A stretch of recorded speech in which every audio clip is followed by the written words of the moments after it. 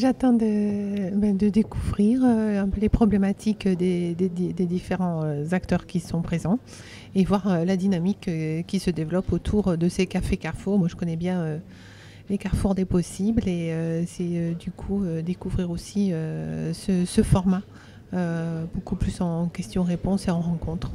Écoutez, je crois que c'est une occasion assez intéressante pour une entreprise comme JC2Co de faire mention de ces quelques innovations stratégiques pour le futur immédiat et puis d'en discuter avec des partenaires potentiels qui sont dans la salle. Donc c'est un moment d'échange important pour une entreprise comme la nôtre en termes d'innovation et de propositions de stratégie un peu pour le futur.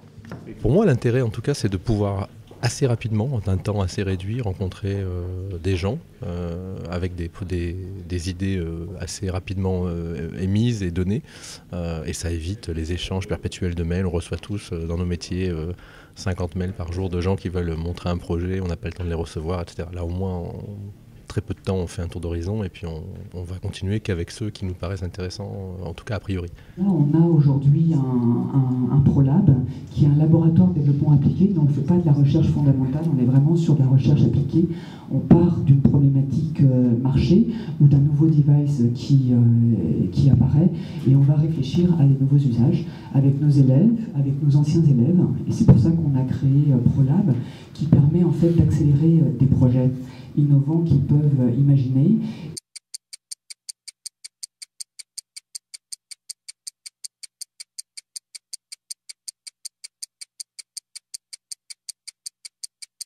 Alors, je dirige une petite maison d'édition, les éditions Forge de Vulcain, qui développe un outil d'écriture qui s'appelle Egéon. Alors, Egéon, ça part de la réflexion toute simple que finalement, il y a deux choses qui sont importantes, deux personnes importantes dans le processus. C'est l'auteur et le lecteur qui définissent deux fonctions, la production et la diffusion. Depuis une quinzaine d'années, l'essentiel des innovations dans les nouvelles technologies pour l'édition se sont centrées sur la diffusion. Il était temps qu'on réfléchisse sur la notion de production. La particularité du magazine est de commercialiser en fait de la publicité en pleine page. On reprend intégralement l'ergonomie du papier, ce qui fait que les gens ont le même sens de lecture, ont vraiment le sentiment d'avoir un magazine papier. On a une fluidité qui est vraiment très très proche du support print.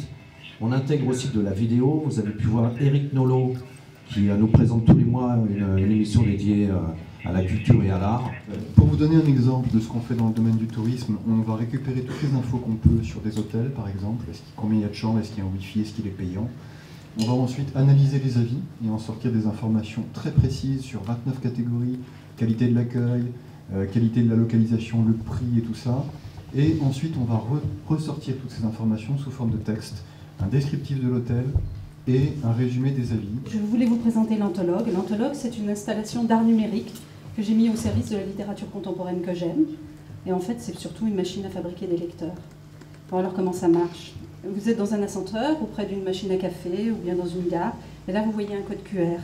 Vous le scannez parce que vous êtes désœuvré ou par curiosité.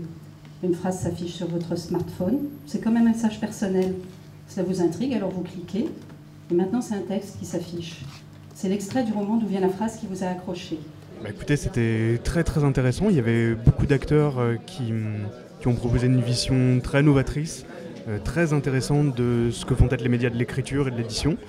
Donc pour moi qui suis scénariste et game designer et accessoirement écrivain public, c'est forcément quelque chose que je me devais de considérer. Donc je suis très très content d'être là et d'avoir pu participer à tout ça. Il y a beaucoup de monde qui gravite autour de ces événements et je sens qu'il faut un peu centraliser ça et arriver à concrétiser les projets, ce qui est souvent le plus dur. Mais en tout cas, ouais, c'est super, on sent qu'il y a beaucoup d'envie.